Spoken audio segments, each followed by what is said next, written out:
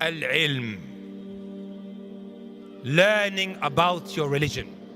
These lectures, my brothers and my sisters, that we attend are no different to painkillers, paracetamol. Paracetamol, when you consume it, what does it do? Does it deal with the underlying issues? No, it doesn't. Right? It gives you a boost. It covers up that problem or that ailment that you have. Your iman goes up and it's just going to come crashing down again. That's how I look at lectures. We are in need of regularly studying our religion. We have two great fitnas. Fitna to shubuhat and fitna to shahawat. What does that mean? The fitna of doubts. Wallahi, we are living in a time and age where the ummah has never seen this kind of doubts that are being thrown around. As someone who went to university, I know what goes on, my brothers and my sisters. These universities that are breeding grounds for kufr and shirk and ism this and schism that and feminism this, and one enters into these universities, or even if he doesn't go to university, right, with social media, the whole world has become like a small little village. www. For those who don't know, it stands for the World Wide Web. The Wild Wild West also, right? Doubts. ظلمات بعضها فوق بعض. One goes to university, he himself, my brothers and my sisters, is not well equipped to deal with the doubts that get thrown his way when he's in philosophy class. Or when he's now engaging, whether it is even with the Muslims or the non-Muslims, he doesn't have the tools now to repel these doubts. And then he begins to contemplate leaving the religion of Allah. If you are a third year or a fourth year med student, and I asked you a question which you didn't have the answer to, would you think about jumping out? No one in their right mind would do that, right? Why would you think about leaving the religion, my brothers and my sisters, right? And you yourself are not educated. Just because you don't have the answers, that doesn't mean there aren't any answers. I'll say that again. Sounds like something you put on Twitter, right? Just because you don't have the answers, that doesn't mean there aren't any answers. You're not going to have the answers, right? So why would you think about jumping ship when the most precious thing to us is our religion? And that which is going to help us navigate and maneuver around these doubts, my brothers and my sisters, is none other than beneficial knowledge.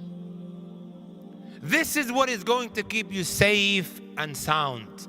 Many people think that you only seek knowledge if you want to become the next big mufti, or the next big sheikh, or the next big guy who gives khutbas. No, my brothers and my sisters. That brings me on to the second type of fitna now. Fitna to shahawat. The fitna of temptations. You know my favorite surah? Does anyone know? Surah Yusuf. Right? When she trapped him inside of that bedroom. And then she said, let's get it on. Right? She trapped Yusuf alayhi salatu wasalam.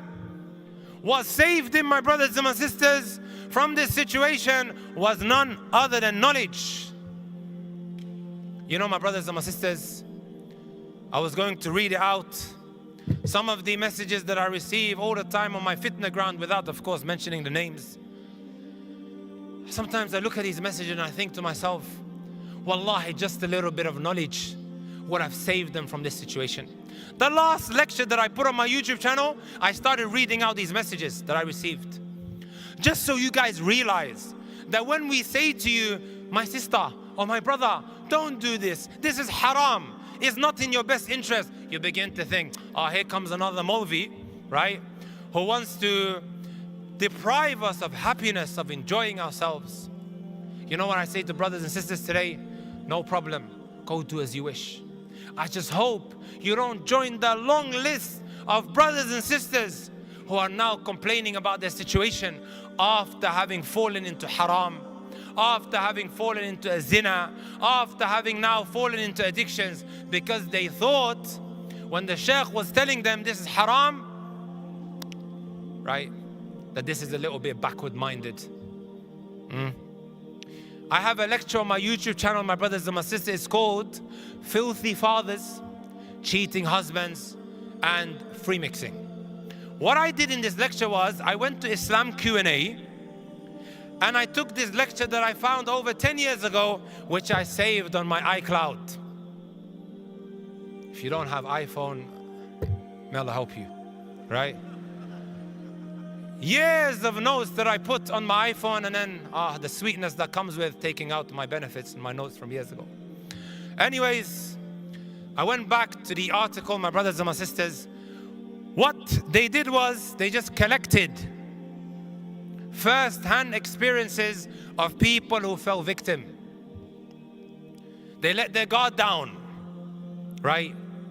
And the unexpected ended up taking place. What was it? One of the stories that I read out was, I would invite couples over to my house to have innocent chit-chats over tea. While I am cooking, inside of my matbakh, in my kitchen, my husband started cheating on me upstairs with one of the people that I invited.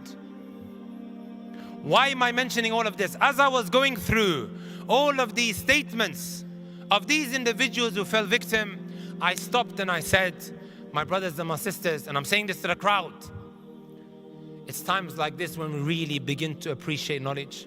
Because wallahi, reading all of these statements, it broke my heart. It made me feel so sad for them, because their lives have been ruined. How can I ever look at my husband in the face again?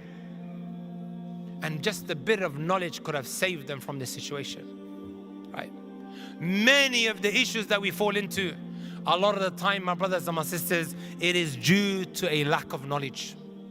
And the most important and most precious type of knowledge, my brothers and my sisters, is learning about who Allah subhanahu wa ta'ala is.